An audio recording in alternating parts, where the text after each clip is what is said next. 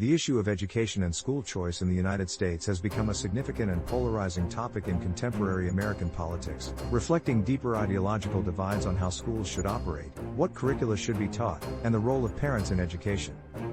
This debate touches on fundamental questions about the balance between public and private education and highlights the contrasting perspectives of conservatives and progressives, each advocating for differing approaches to schooling, governance, and educational content. 1. School choice, school vouchers and charter schools. School vouchers and charter schools are central to the school choice movement, which is highly debated in the U.S. Here's a deeper look at both sides of the argument. 1. Advocates' perspective. 1. School vouchers. Proponents argue that vouchers allow parents to use public funds to send their children to private schools, including religious schools, or charter schools. They see this as a way to give families, especially those in underserved areas, access to better educational opportunities than what might be available through their local public schools. 2. Access to private education. Vouchers enable families to use public funds to pay for private school tuition, which can significantly alleviate the financial burden for many. Proponents argue that this support makes private education more accessible, particularly for families in underserved areas. 3. Value variability. The actual value of vouchers varies by state and district. Some private schools may charge tuition that exceeds the voucher value, potentially requiring families to pay the difference out of pocket. 4. Improved competition. Advocates believe that increased competition among private, charter, and public schools will drive improvements in educational quality, benefiting all families, including those who remain in public schools. Supporters assert that when parents have the option to choose, public schools are motivated to enhance their programs and facilities in response to competition, ultimately leading to higher overall educational quality. 5. Tailored education.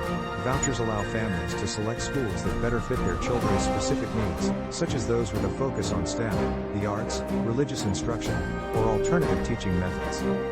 While this flexibility is beneficial, not all families may be aware of their options or able to navigate the application processes, which can limit accessibility.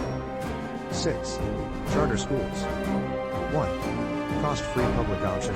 Charter schools are publicly funded and free to attend, making them an attractive option for families seeking alternatives to traditional public schools without incurring tuition costs, which is particularly important for low-income families.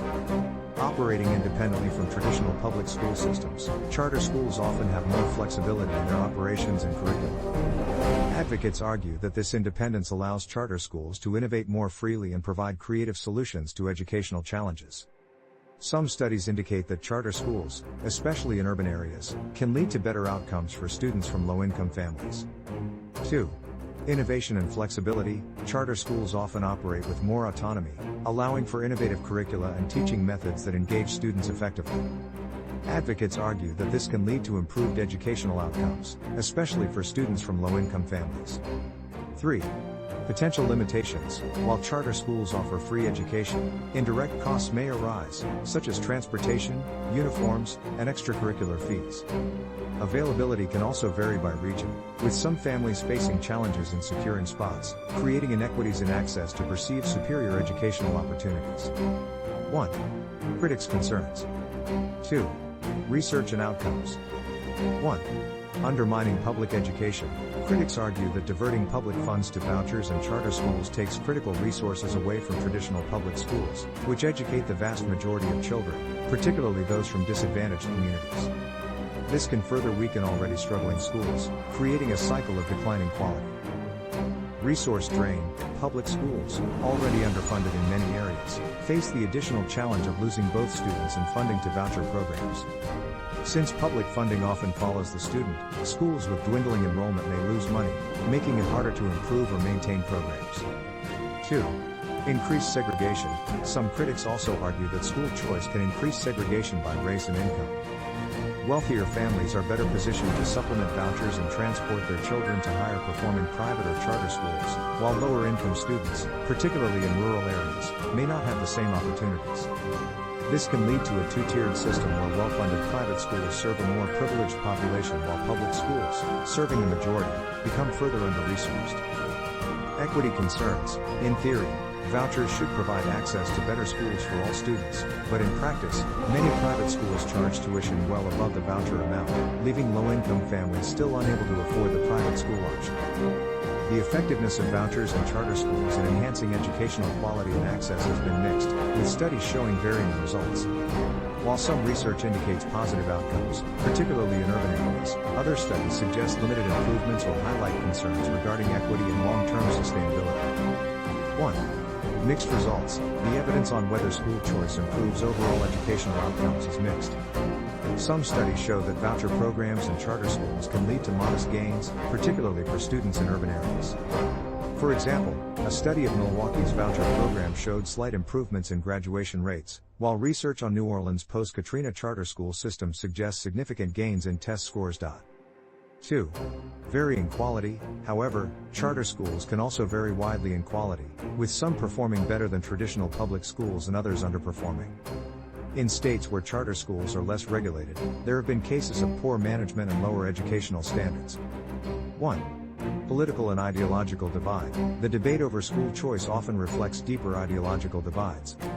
Proponents argue for parental rights and increased options, while critics raise concerns about funding inequities, the potential undermining of public schools, and the long-term impacts on educational systems.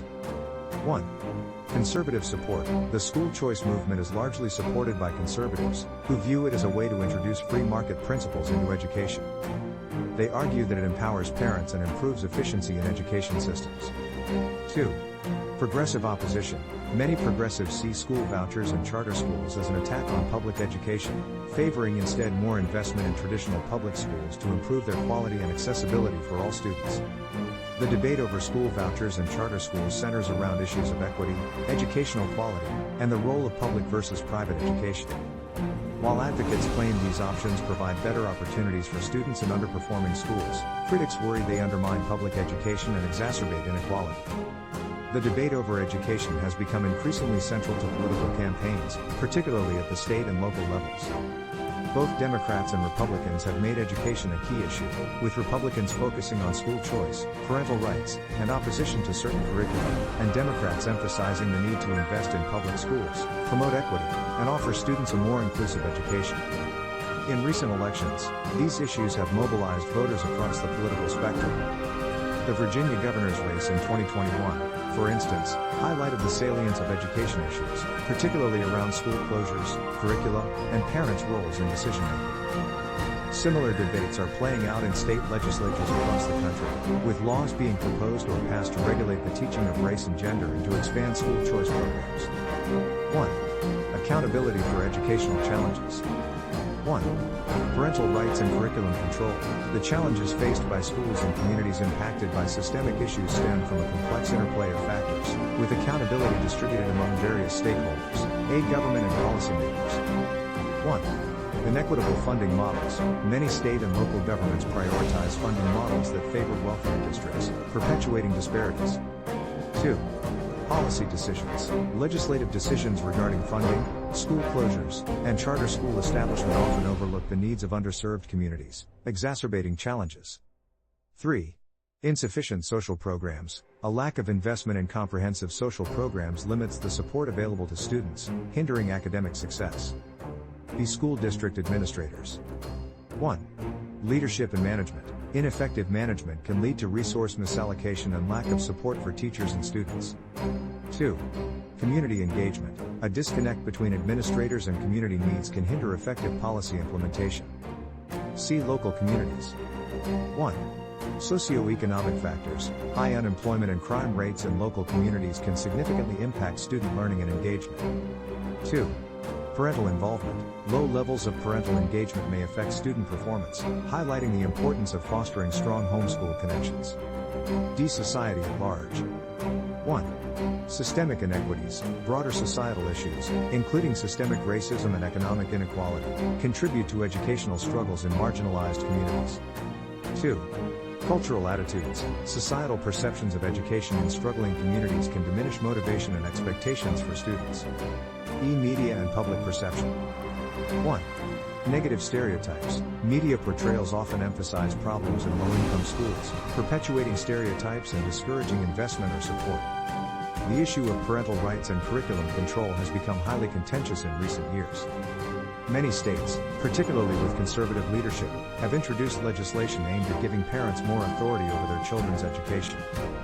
This includes measures like informing parents if their child adopts a new name or pronoun in school and allowing parents to have more say in curriculum decisions, such as the books and topics taught. Proponents argue that this protects parental rights and shields children from what they perceive as liberal indoctrination. They believe that schools should focus on academic subjects without pushing a political or social agenda. These efforts have gained momentum in conservative states, where lawmakers have passed bills limiting the teaching of subjects related to gender, sexuality, and certain aspects of race in public schools. On the opposite side, progressives and many educators argue that these laws restrict students' access to a well-rounded education and critical discussions about important social issues. They believe that such policies are a form of censorship that could suppress free thought and diminish students' understanding of history, race, gender, and sexuality. In response, states like California have passed laws specifically prohibiting book bans and protecting access to diverse educational materials, arguing that exposure to different perspectives is essential to a student's intellectual growth. The debate touches on deep divides regarding the role of schools in shaping young minds, the importance of representation in educational content, and the extent of parental involvement in education. Both sides view this issue as part of a broader cultural battle over the future of American education.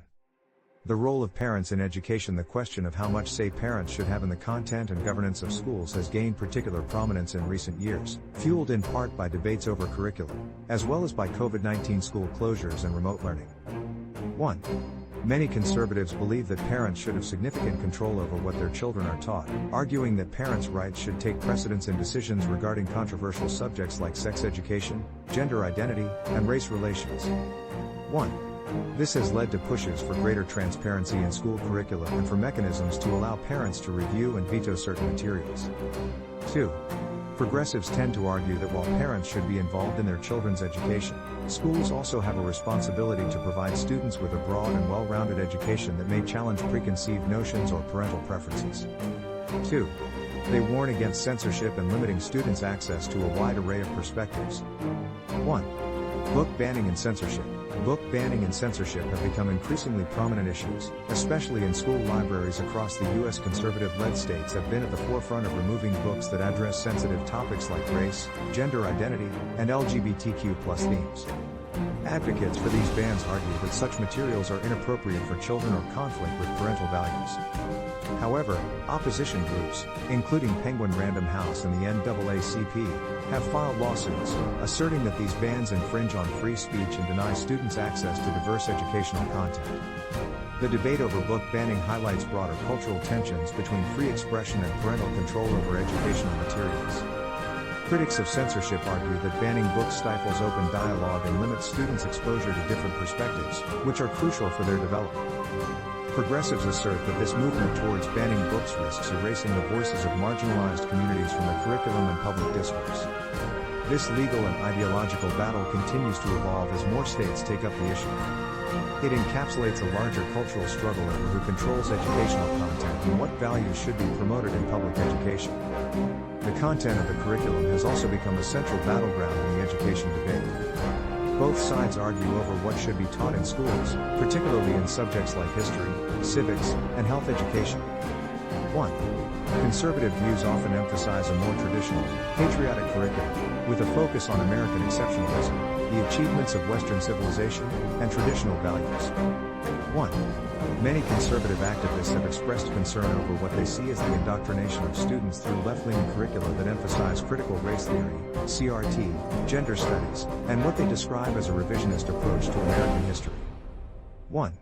In several states, conservative lawmakers have pushed to ban CRT and certain discussions of race and gender in classrooms. 2. Progressive viewpoints advocate for an inclusive curriculum that addresses systemic inequalities, highlights diverse perspectives, and acknowledges historical injustices such as slavery, segregation, and the oppression of marginalized groups. 2. They argue that a comprehensive education must include these topics to promote understanding and empathy and to prepare students for a diverse and complex world. 3. Teacher shortages and pay. 4. The teacher shortages and pay crisis is a major challenge in the U.S. education system. 4. Factors such as low salaries, burnout, poor working conditions, and dissatisfaction have led many teachers to leave the profession, while fewer individuals are entering the field. 4. The pandemic has worsened these issues, creating additional stress and health concerns for educators. 4. In response, many teachers have gone on strike, demanding better pay and conditions. 4. States are now grappling with how to address these shortages, while other industries attract educators with better compensation and job stability. 5. Many lawmakers are attempting to respond, but solutions have been slow in coming. 1. Chronic absenteeism. Chronic absenteeism has surged post-pandemic, becoming a significant issue for schools nationwide. Defined as students missing a substantial number of school days, this absenteeism can severely impact educational outcomes, especially for disadvantaged communities. Many students have struggled to re-engage with school routines after extended disruptions during COVID-19, leading to more frequent absences. Addressing this problem is critical in the broader conversation about improving academic performance, reducing achievement gaps, and ensuring equitable access to education. Solutions often involve strengthening support systems for students and their families. Overall, education and school choice are highly politicized, with profound implications for the future of public education, civil rights, and access to equitable learning opportunities across the U.S.